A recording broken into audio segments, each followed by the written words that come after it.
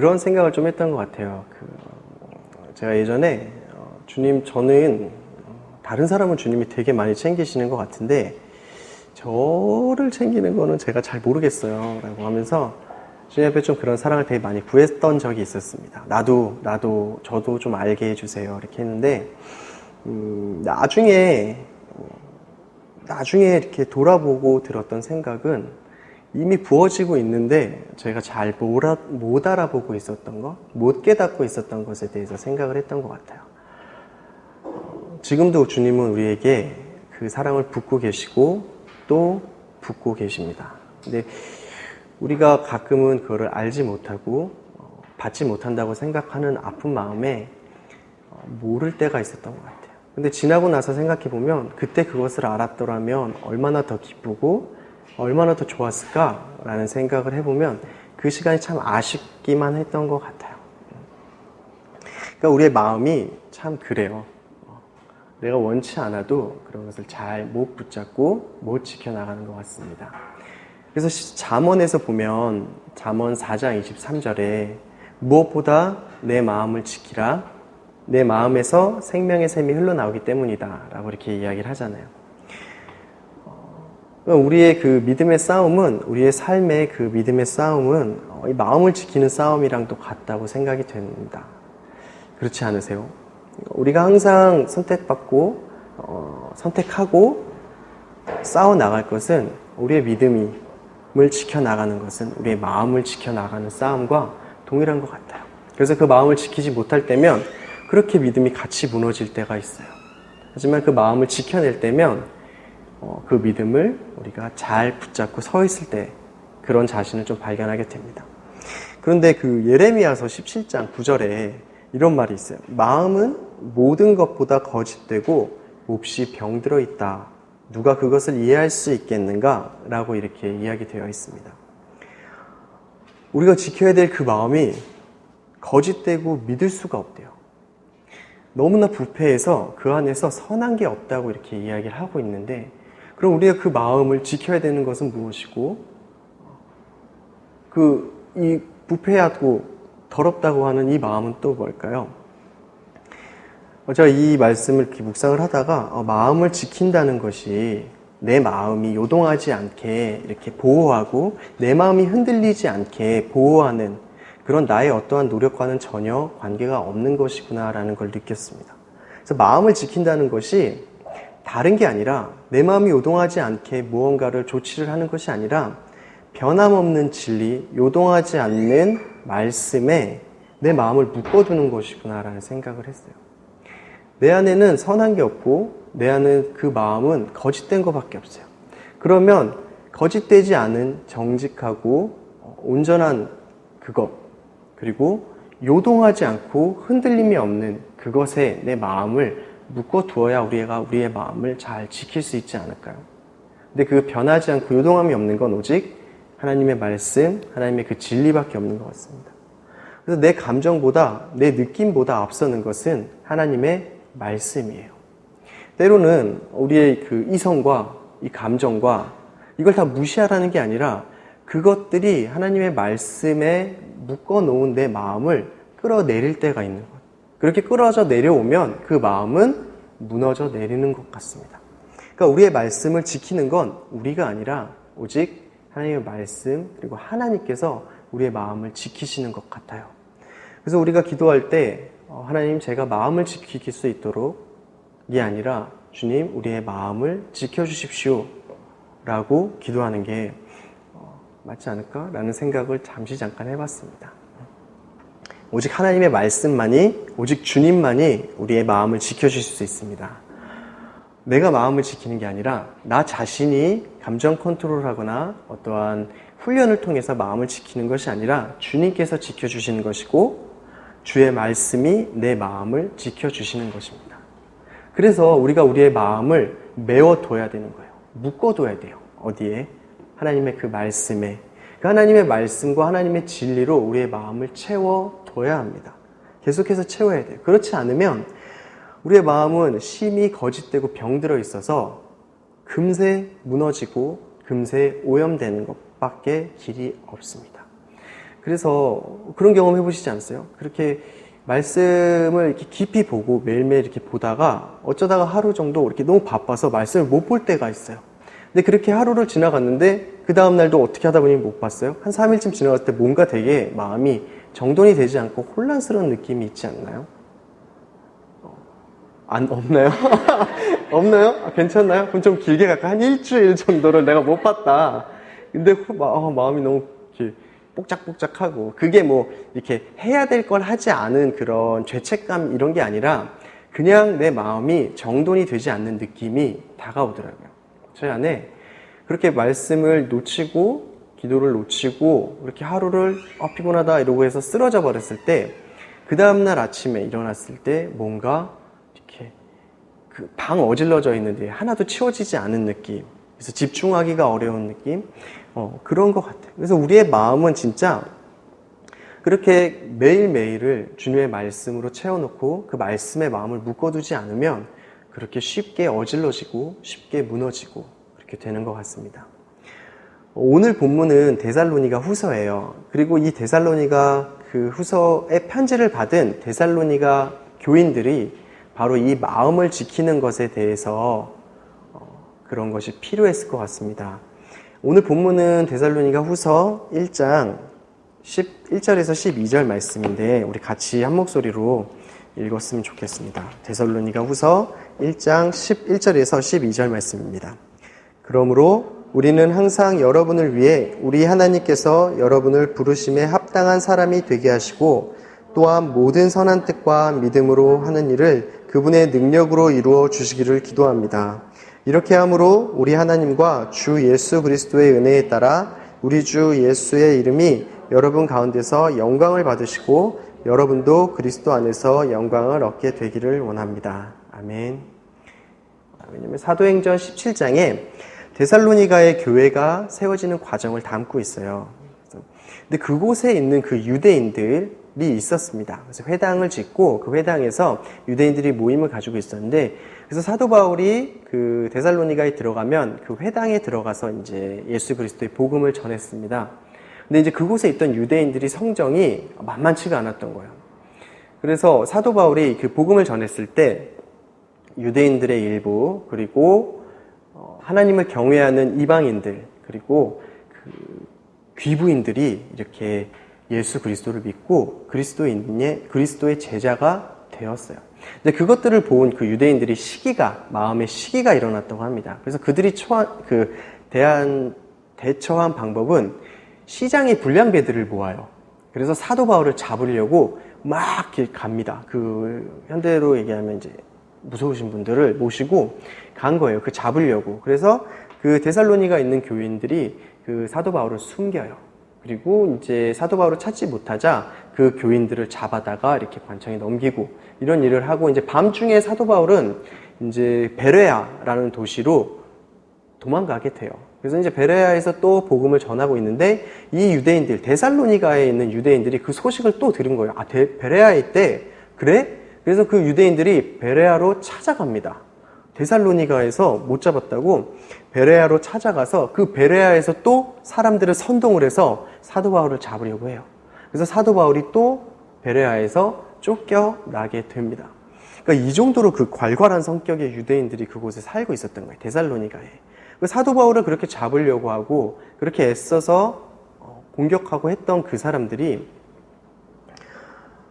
사도 바울이 없는 그 그리스도인들에 대해서 유순하게 대하고 보호해주고 그러지 않았겠죠. 그들도 엄청나게 핍박했고 환난이 있었다고 오늘 편지에 이야기를 하고 있어요. 그래서 그 불량배를 동원해서 사업을 방해한다던가, 아니면 그 유대인들이 또 그리스도, 예수님을 믿는 유대인들에게 핍박하고 환난이 당연히 있었을 거예요. 그래서 그들은 그 그리스도의 제자로 사는 것이 적지 않은 손실을 감수해야 되는, 실제로 사회적으로, 경제적으로 많은 손실과 손해 가운데에서 감당을 했었어야 됐던 상황에 있었습니다. 근데 이제 교회가 세워지고 많은 시간이 흐르고 그들이 그 믿음과 인내를 잘 드러냈다고 해요. 예수님이 곧 오신다. 예수님이 오실 때까지 우리가 이 믿음을 지키고 인내하자라고 이렇게 열심을 내고 잘하고 있는데, 그 고난과 핍박을 이기고 있는데 시간이 지나도 예수님이 오시지 않는 거예요. 곧 오신다 그랬는데 아직 안 오시는 것을 보면서 언제 오시는 거지? 예수님이 도대체 언제 오실까? 정말 오실까? 라는 이 마음이 흔들리기 시작하는 문제들이 생겨나기 시작했을 것 같습니다. 그렇지 않겠어요? 곧 오신다는 그 예수님을 믿고 막 참고 인내하고 있는데 아직 안 오시고 그러시는 거예요.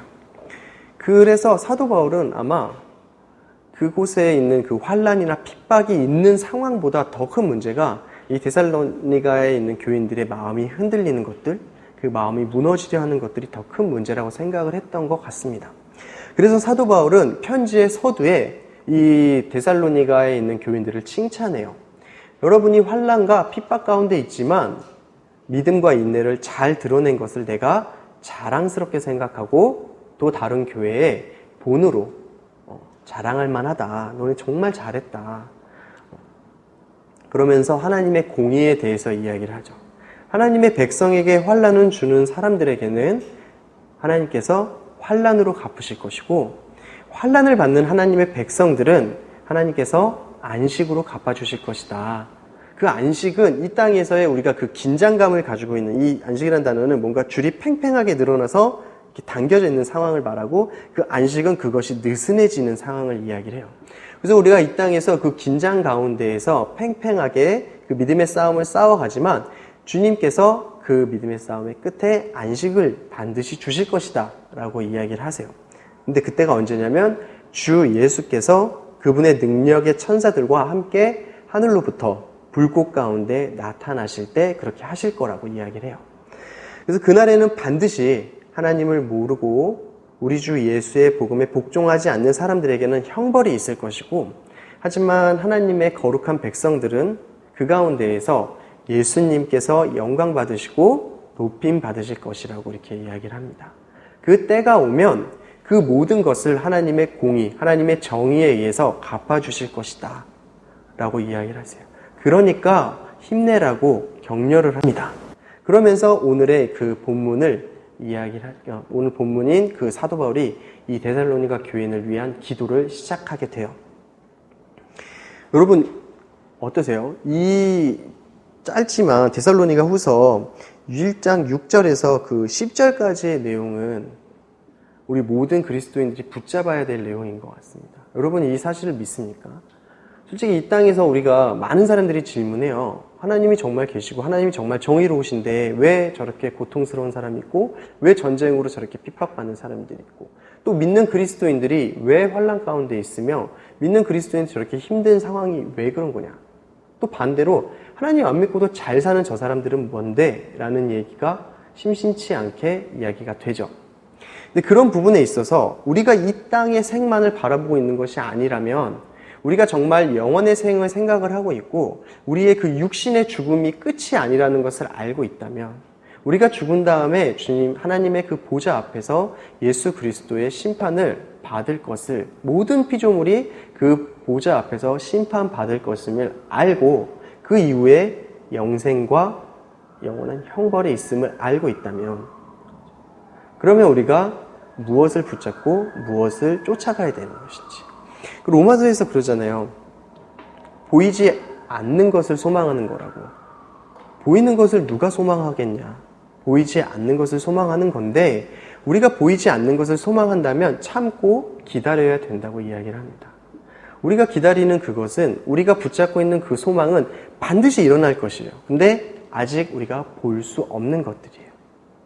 그러니 우리가 그 진리를 붙잡고 그 진리 안에서 이 생의 삶을 살아가는 거예요. 나그네와 같이.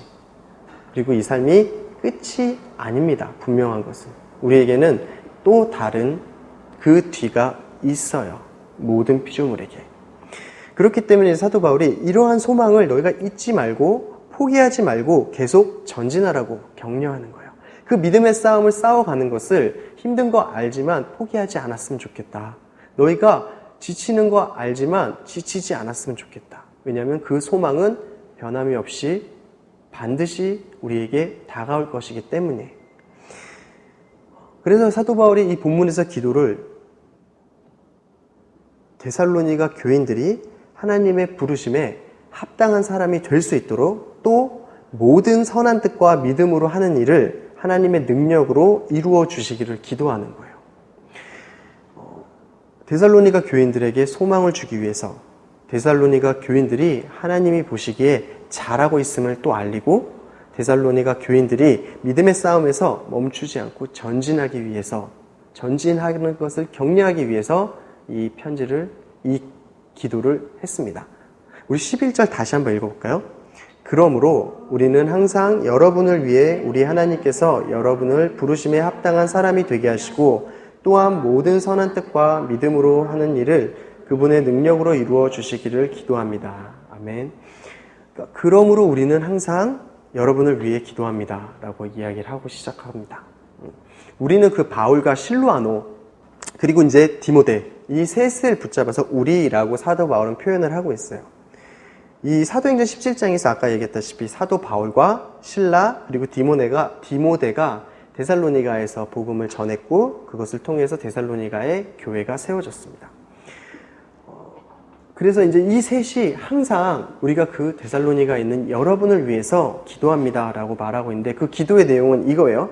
우리 하나님께서 여러분을 부르심에 합당한 사람이 되게 하시고, 두 번째로는 모든 선한 뜻과 믿음으로 하는 일을 그분의 능력으로 이루어 주시기를 기도하는 거예요. 첫 번째, 부르심에 합당한 사람이 무엇일까요? 여러분이, 사도 바울이 우리를 위해서 기도하고 있어요. 여러분이 부르심에 합당한 사람이 되게 하시기를 기도합니다. 그 부르심에 합당한이 어떤 의미일까요? 그 부르심은 복음으로 부르시는, 하나님이 우리를 그리스도 안으로 부르시는 것, 그리스도인이 되는 것과 같은 거예요. 여러분은 이곳에 있는 이유는 하나님께서 불러서 자녀로 삼으셨기 때문입니다. 하나님께서 그 부르심으로 그리스도 안으로 인도하셨기 때문이에요. 복음으로 부르셨고 그리스도께로 부르셨습니다. 근데 우리가 그리스도를 만나고 영접하고 그리스도와 연합하는 것이 우리의 어떤 노력이나 우연의 산물이 아니죠. 오직 하나님께서 먼저 부르셨어요. 특별히 그 본문에서의 오늘 11절에서의 부르심은, 부르심을 받은 자는 하나님의 자녀이다 라는 것에 대해서 이야기를 하고 있습니다. 그렇기 때문에 사도 바울은 부르심, 그 하나님의 자녀로서의 합당한 사람을 이야기를 하고 있어요. 여러분이 하나님의 자녀로서 합당한 사람이 되게 하시기를 기도합니다 와 같은 말이에요.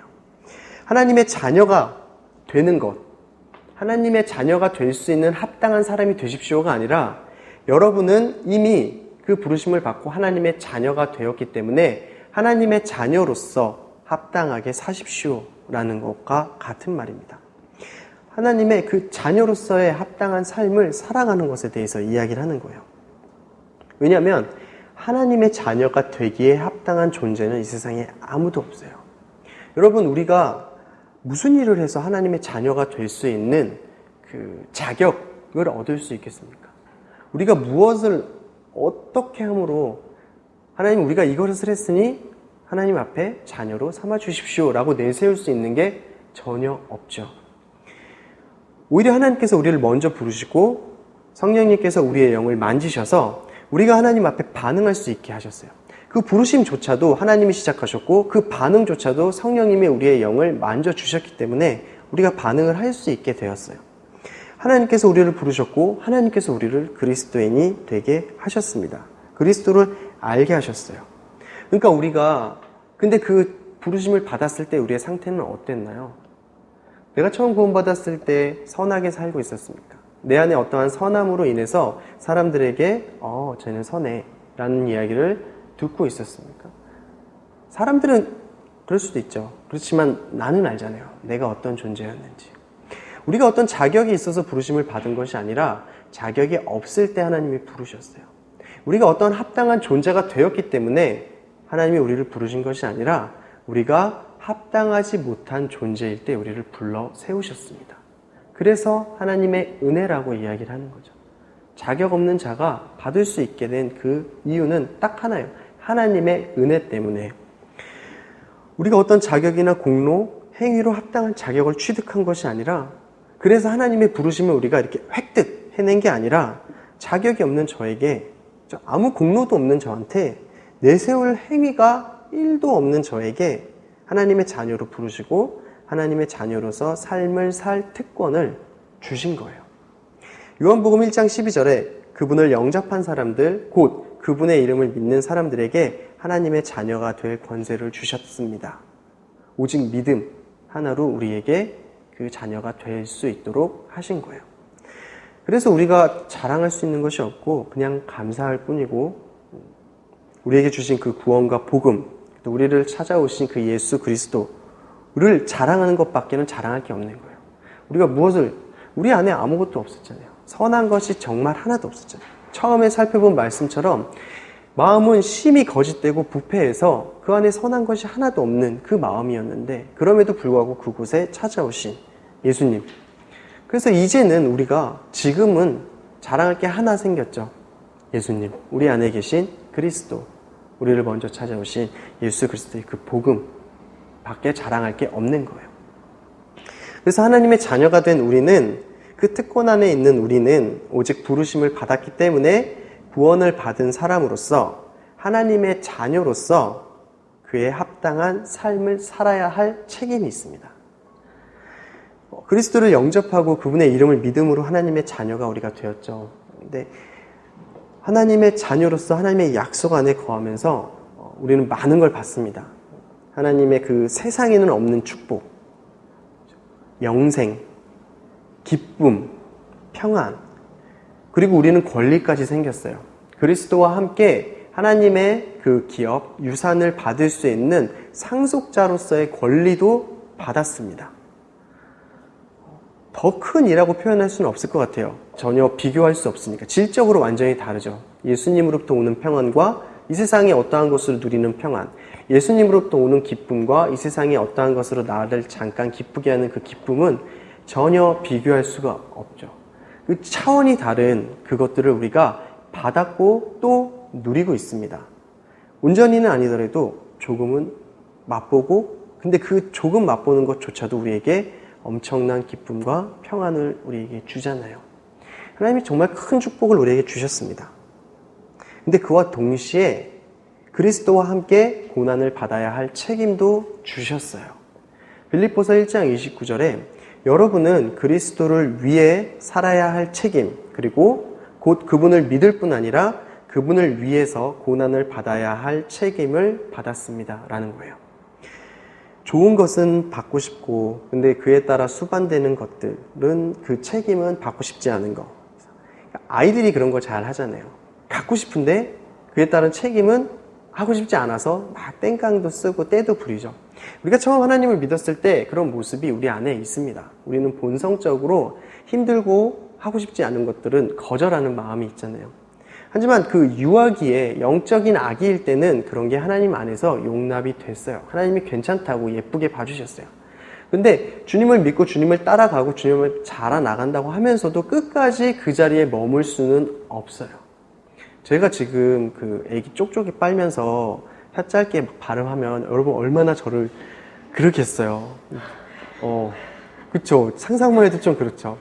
그러니까 우리가 주님 앞에서 영적으로 자라나가야 될 시간이 있는데 그것을 거절하고 계속 그 어린아이의 상태로 그때 누릴 수 있는 것만을 바라보고 있으면 안 되겠죠. 그리스도를 따름으로써 구원과 은혜, 그 기쁨과 평강을 우리가 원하지만 그리스도와 함께 고난을 받는 것도 우리가 이제는 알아야 합니다. 그리고 그것들을 주님 앞에서 기쁘게 받을 수도 있어야 합니다. 물론 고난을 받아야 되는 것에 두려움이 없을 수가 없죠. 거절하고 싶은 마음이 없을 수가 없죠. 그게 인간의 본성이고 우리의 약함이고 또 우리의 악함이고, 우리에게 좋은 건 원하지만 내가 싫은 것은 원하지 않으면서 두려워하는 그 마음. 하지만 이제 더 잘하길 원합니다. 비록 그게 내 마음에 들지 않을지라도 주님을 따라갈 때 그것이 우리에게 필요한 것이라면 기꺼이 받을 수 있는 그리스도 안에서 이렇게 조금씩 자라가길 원합니다. 한 번에 너무 큰 것을 변하지 않아도 돼요. 주님은 그렇게 일하시지 않으세요. 한 번에 계단 한 칸씩 한 칸씩 눈에 띄는 엄청난 변화가 아니라 조금씩 주님께서 알려주시는 그 걸음대로 차근차근 조금씩 배워가면서 우리가 이후에 그리스도의 그 장성한 분량까지 함께 자라가길 원합니다. 우리 안에 어떤 편식이 있는지 좀 생각을 해보면 좋을 것 같아요. 오늘 저녁에 이번 주간에 살면서 내 안에 주님 주시는 어떠한 것을 거절하고 있는지, 주님께서 말씀하시는 무엇을 원치 않아서 피하고 있는지에 대해서 그 내 안에 그 편식하는 것이 무엇인지, 어떠한 마음인지를 한번 주님 앞에 기도하면서 찾아보면 좋겠습니다. 그래서 이번 주간에 그거 주님 만약에 보여주신다면 주님 앞에 좀 결단하고, 주님 더 이상 이것을 제가 피하지 않겠습니다. 주님 도와주십시오. 함께 가겠습니다. 라는 기도를 우리가 할 수 있기를 원합니다. 네. 네. 그 부르심의 영역이 크기에 딱 확정지어서 이거다 라고 이야기를 할 수 없지만, 하나님의 그 자녀로서의 부르심을 받은 우리는 반드시 감당해야 될 책임이 있어요. 그 책임 중에 하나는 뭐냐면 하나님과의 그 화목해진 관계, 그리스도와 관계, 그것을 더 깊이 가져가야 하는 거예요. 어제 경험한 예수님, 그제 경험한 하나님으로 우리가 만족하고 있을 수가 없습니다. 오늘 더 깊이 경험해야 되고 내일 더 많이 경험을 해야 돼요. 그렇게 날마다 새롭게 주님을 경험해서 우리를 새롭게 채우지 않으면 우리는 어제의 은혜, 그제의 은혜로 살아갈 수가 없어요. 며칠 전, 한 달 전, 1년 전의 은혜를 계속해서 곱씹으면서 살아갈 수 없습니다. 언젠간 그게 내 안에 메마름이 되는 한계를 느끼게 될 때가 있어요. 매일 아침, 매일마다 주님의 그 새로우심을 경험을 하고 또 그 안에 있기를 원합니다. 그것을 위해서 그 말씀과 그 기도에 대한 훈련, 그리고 말씀과 기도를 통한 그 더 깊은 교제 안으로 매일매일 들어가는 것을 우리가 훈련을 해야 합니다. 우리의 바쁜 삶 가운데에서 많이 바쁘죠. 해야 될 일은 많고 여러 가지 일이 우리 앞에 산적해 있는 거 맞습니다. 그런데 그러한 시간을 확보하는 것 자체가 우리에게는 선택이고 믿음의 싸움인 거예요. 우선순위의 선택이고 우리의 믿음의 싸움이 됩니다. 끊임없이 거짓말해요. 우리한테 시간이 없어. 이러고 있을 때가 아니야. 먼저 그 급한 일을 해야지. 일이 너무 많아. 짧게 하자. 라는 이유로 말씀을 펴지 못하게 하는 그 사단의 거짓말. 그것을 이기고 어떻게든 말씀을 폈어요. 어떻게든 무릎을 꿇고 주님 앞에 기도를 들어갔는데 잠시 잠깐 주님을 부르고 나서는 또 사단이 귀에다 대고 이러고 앉아있을 시간이 없어. 앉았잖아. 기도했잖아. 자, 빨리 일어나서 일을 하자. 그렇게 해서 그 해야 할 일과 시간 없음을 계속 머릿속에 이야기하면서 우리가 주님과 교제하는 것을 막는 그 사단의 거짓말들을 우리가 알고 대적하고 그것들로부터 좀 자유로워지기를 원합니다.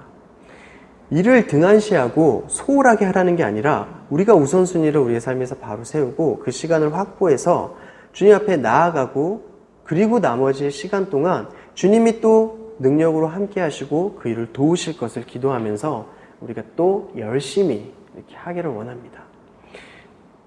제가 이렇게 주님 여기서 얘기하는 건 여러분한테 약속하는 거예요. 저도 그렇게 하겠다고.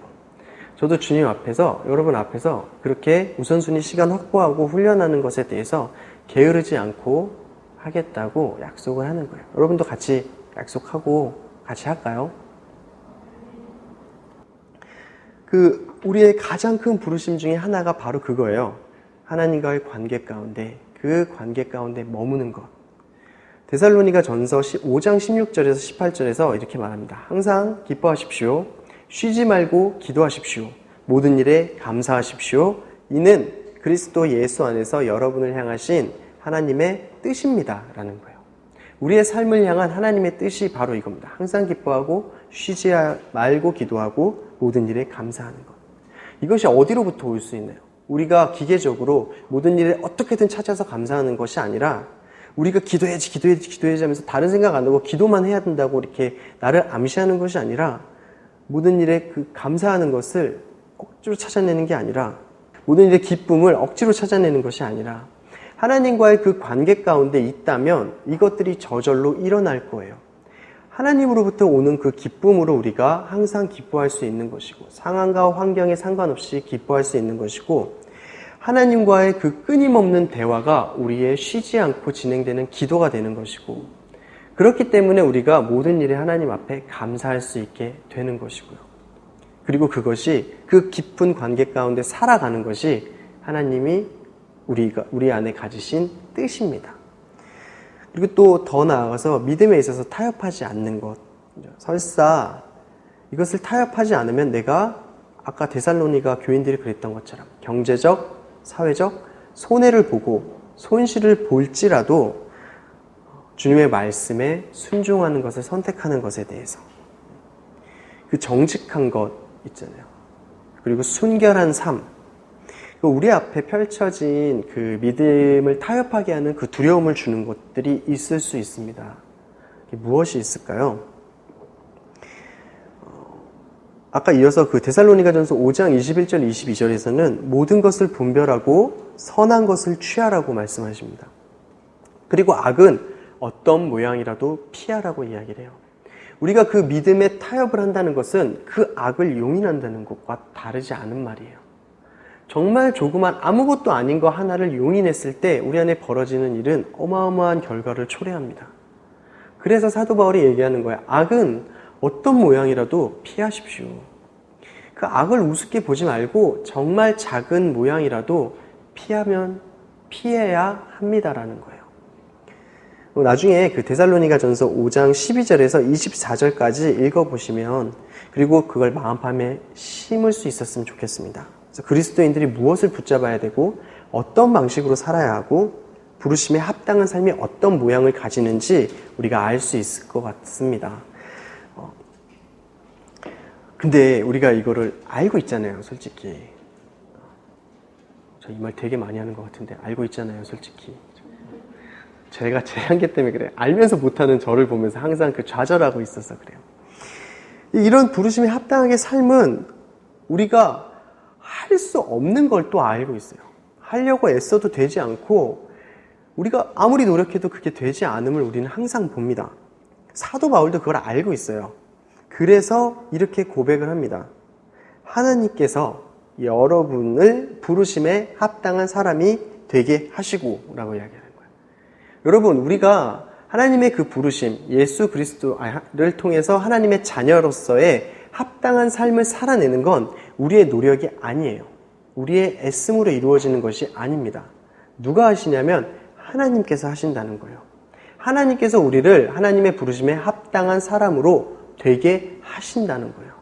그래서 사도 바울의 기도가 주체가 여러분 그렇게 살기를 도와주세요가 아니라 하나님께서 여러분을 부르심에 합당한 사람이 되게 하여 주십시오 라고 이야기를 합니다. 아까 이야기 나눴던 것처럼 데살로니가 교인들은 핍박을 받았어요. 환난 가운데 있었어요. 그럼에도 불구하고 그들은 믿음을 잘 지켜나갑니다. 그래서 오늘 본문의 4절 5절에 그러므로 1장 4절 5절이에요. 우리는 여러분이 당한 모든 핍박과 환난 가운데 보여준 여러분의 인내와 믿음으로 인해 친히 하나님의 교회들 가운데 자랑합니다. 이들이 잘 견뎠어요. 그 믿음과 인내를 잘 보여줬습니다. 이것은 여러분을 하나님 나라에 합당한 사람들이 되게 하시려는 하나님의 공의로운 심판의 표입니다. 그 나라를 위해 여러분도 고난을 받고 있습니다. 라고 이렇게 사도 바울이 그 데살로니가 교인들을 격려하고 칭찬하고 있어요. 그러니까 사도 바울은 이 4절에서 그들이 핍박과 환난을 받는 것, 그럼에도 불구하고 그 인내와 믿음을 보여준 것에 대해서 그들이 그리스도 안에 있었음을 감사하는 거예요. 그리고 자랑하는 거예요. 처음 시작에 3절에서 하나님께 감사한다 그러잖아요. 그 여러분으로 인해 여러분을 그렇게 붙들어 주신 하나님께 감사한다라는 거예요. 그 5절에서 이것이라는 것은 바로 이러한 인내와 믿음을 이야기를 하는데, 데살로니가 교인들이 보여준 인내와 믿음을 이야기를 하는데, 그것조차도 하나님께서 하나님 나라에 합당한 사람들이 되게 하시려고 하나님께서 하신 거라는 것을 이야기를 하는 거예요. 그러니까 데살로니가 교인들이 뭔가 특출나서 그들이 잘해서 견딘 것이 아니라 하나님께서 그들을 그렇게 보존하시고 지켜주셨다는 얘기를 이 앞에서도 합니다. 그리고 그것을 위해서 11절에서 또 기도를 하는 거고요.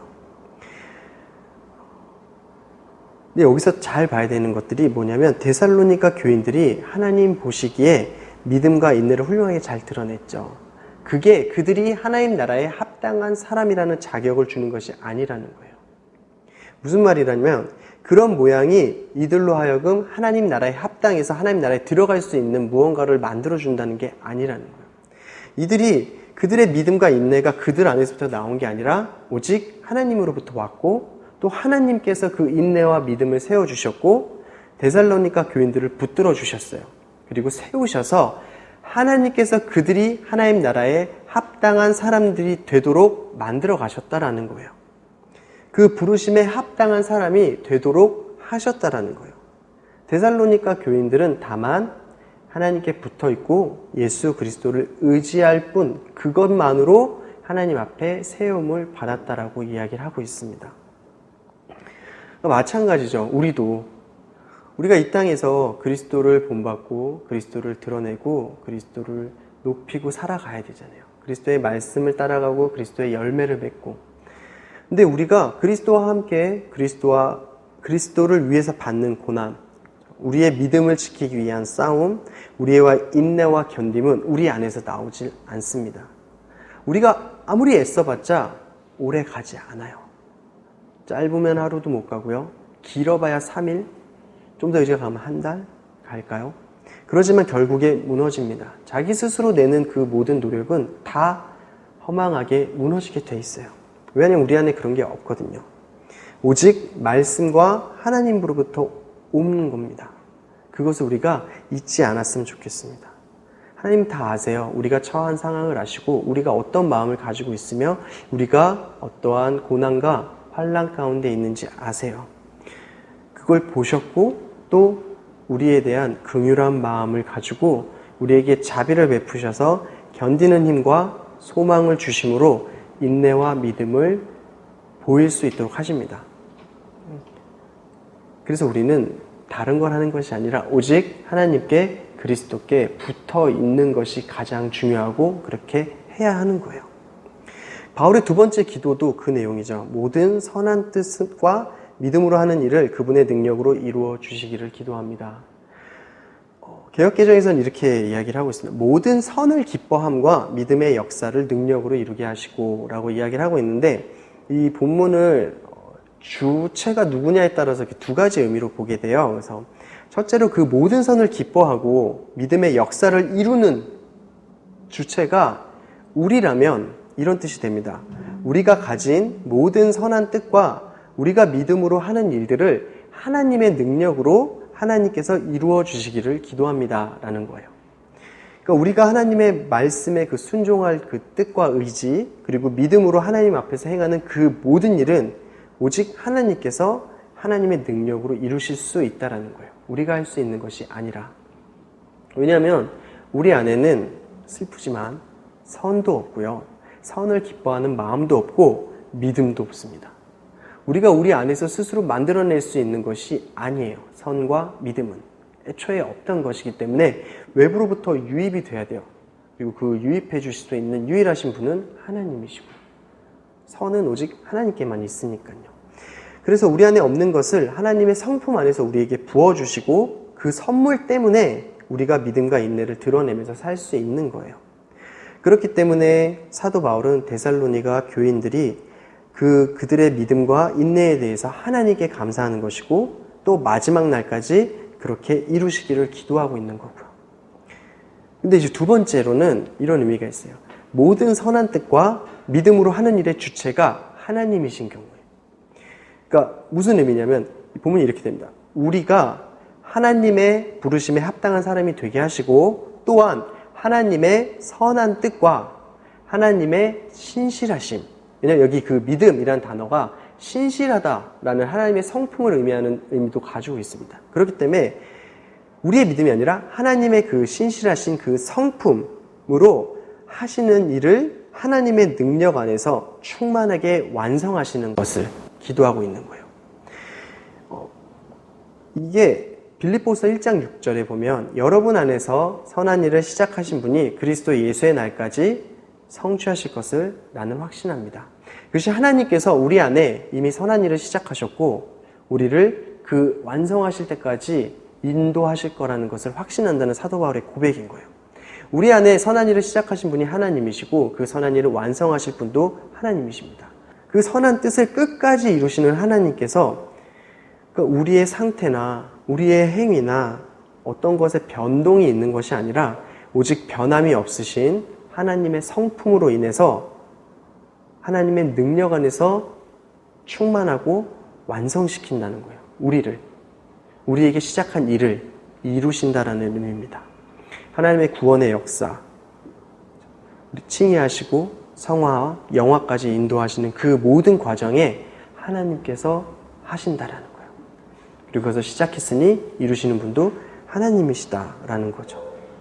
그러니까 오직 하나님의 자비로 인해서 우리는 마지막 날까지 하나님께서 우리를 부르심에 합당한 사람이 되게 하시는 거예요. 그것을 기도하는 것이고 사도 바울은 데살로니가 교인들이 그렇게 되기를 진심으로 원했던 거예요. 이렇게 함으로 우리 하나님과 주 예수 그리스도의 은혜에 따라 우리 주 예수의 이름이 여러분 가운데서 영광을 받으시고 여러분도 그리스도 안에서 영광을 얻게 되기를 원합니다. 이렇게 됨으로 하나님이 그렇게 우리에게 하심으로 우리가 그 마지막 날에 우리 하나님과 주 예수 그리스도의 은혜에 따라서 우리가 하는 게 아니에요. 계속 이야기를 하죠. 그 은혜에 따라서 주 예수의 이름이 우리 안에서 아무것도 없는 우리 안에서 이렇게 내세울 거 없는 우리 안에서 그분의 이름이 영광 받으신다는. 그리고 또 우리는 감사하게도 그 그리스도의 영광 안에서 그 영광을 또 얻게 되는 그런 것을 이야기를 하고 있습니다. 근데 우리가 주의 깊게, 그러니까 이게 처음부터 끝까지 사도 바울이 우리의 모든 인내와 믿음은 하나님께로부터 온다라고 이야기를 하잖아요. 근데 이게 잘 생각이 되는 것이 이 모든 것이 하나님의 주권입니다 라는 것은 감사와 또 데살로니가 교인들처럼 그 환난과 핍박에 있는 사람들에게 소망을 주기 위함이지 방탕과 무책임을 조장하기 위한 것은 아닙니다. 무슨 말이냐면 하나님께서 직접 도우시고 세우시는 것, 그러한 확신은 우리에게 이 땅을 살아가는 그 힘든 가운데의 소망과 또 우리가 붙잡아야 될 힘을 주지만 그 하나님이 하실 거야 라는 그 거짓된 확신과 거짓된 안정감 가운데 머물러라, 그렇게 하기 위해서 하는 말이 아니라는 거예요. 사도 바울은 우리가 그렇게 되는 것, 이 기도의 목적에 대해서 딱 한 가지를 이야기하고 있는 거예요. 주 예수의 이름이 영광 받으시도록 하기 위함이라고요. 데살로니가 교인들을 통해서 예수의 이름이 영광 받게 하시는 것, 우리를 통해서 예수의 이름이 영광 받게 하시는 것이요. 우리가 살아가면서 많은 상황 가운데 이렇게 노출이 되고 또 경험을 하잖아요. 그 모든 것 가운데 낙심하지 않으시기를 기도합니다. 포기하지 않으시기를 기도합니다. 하나님은 우리를 절대 포기하지 않으시고 하나님은 우리를 절대 내버려 두지 않으세요. 하나님께서 시작하신 일은 끝까지 완성하십니다. 우리가 그리스도 예수 안에 있다면 하나님께서 반드시 하나님의 선한 뜻을 이루시기까지 완성하실 것을 우리가 붙들고 그것을 소망하고 살아가기를 원합니다. 네, 제가 기도하고 각자 기도하는 시간 갖겠습니다.